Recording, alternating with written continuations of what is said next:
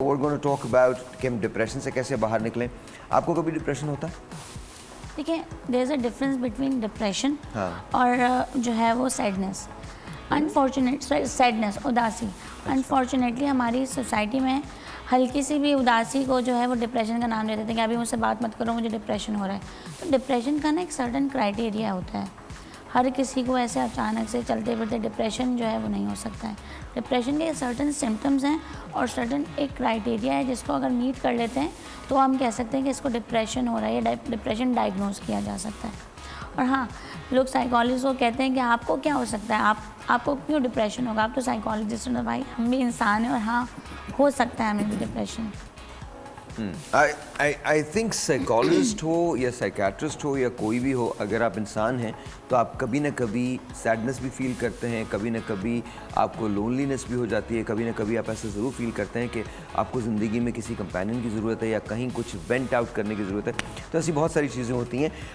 इन लोगों ने पीछे कुछ चीज़ें लिख के लगाई हैं। Let me just 8 science of depression. Depression के 8 डिफरेंट साइंस जो हैं वो बताए गए हैं। ये मैमूना है, इनको बुला लीजिए, अगर आ जाइए, आप तशरीफ़ ले आइए। मैमूना जो है वो भी साइकोलॉजिस्ट हैं। Please come here.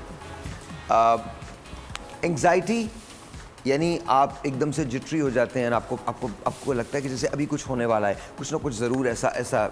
होपलेसनेस, आप सब उम्मीद छोड़ देते हैं, आपको लगता है कि ना आपकी कोई उम्मीद नहीं है, अब तो किसी तौर पे कुछ भी नहीं हो सकता। इसके साथ साथ मूड स्विंग्स होते हैं।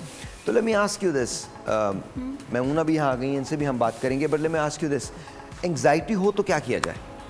देखिए, जिस तरीके से हमारी सबकी पर्सनालिटी डिफरेंट है ना, इंडिविजुअल डिफरेंसेस एग्जिस्ट करते हैं हर किसी की पर्सनालिटी में। तो हम कभी भी ये नहीं कह सकते कि एंजाइटी का एक ट्रीटमेंट जो है वो हर किसी को सूट करता है। तो एंजाइटी के बहुत सारी स्ट्रैटेजीज़ हैं बहुत मैनेज करने की। एंजाइटी को मैनेज करने की बहुत सारी स्ट्रैटेजीज़ हैं, टेक्निक्स हैं। किसी को डीप ब्रीथिंग एक्सरसाइज जो है वो सूट कर रही होती है, किसी को जो है बहुत ज़्यादा इंटेंसिटी बढ़ जाती है तो हमें मेडिसिन पे भी डालना पड़ता है।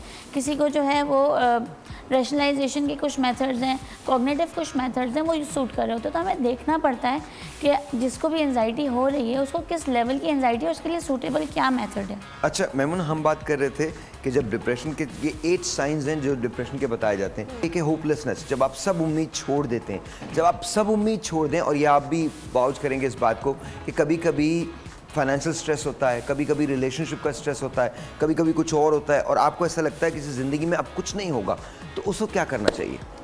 जिस वक्त आपको नाउम्मीदी बेसिकली होती है, वो जो फाइनेंशियल स्ट्रेस की आप बात कर रहे हैं साहिर, के फाइनेंशियल स्ट्रेस की वजह से अगर नाउम्मीदी हो रही है तो फिर हमें उससे रिलेटेड देखना पड़ेगा कि उसमें हम होप लेके किस तरह आ सकते हैं। होपलेसनेस तब होती है जब आपको अनसर्टेनिटी दिख रही होती है, आपके पास कोई प्लान नहीं है। अगर हम कोई प्लान डिवाइस कर सकें उस वक्त जब फाइनेंशियल क्राइसिस हैं या कुछ भी, बजटिंग कर सकें, बात कर सकें, हमें पता हो कि कितने हमारे एक्सपेंसेस हैं और हम क्या कर सकते हैं, जब हम सर्टेनिटी अपनी लाइफ में लेकर आते हैं किसी भी तरह से, तो वो जनरेट हो सकती है। लेकिन अगर उम्मीद नज़र ही नहीं आ रही है, किसी को लग रहा है कि जनाब मेरे कल बिजली का बिल आया 3 लाख रुपए, मेरे पास है ही नहीं, मुझे पता बिजली ने कटना है, मैं कहाँ से उम्मीद लेके आऊँ?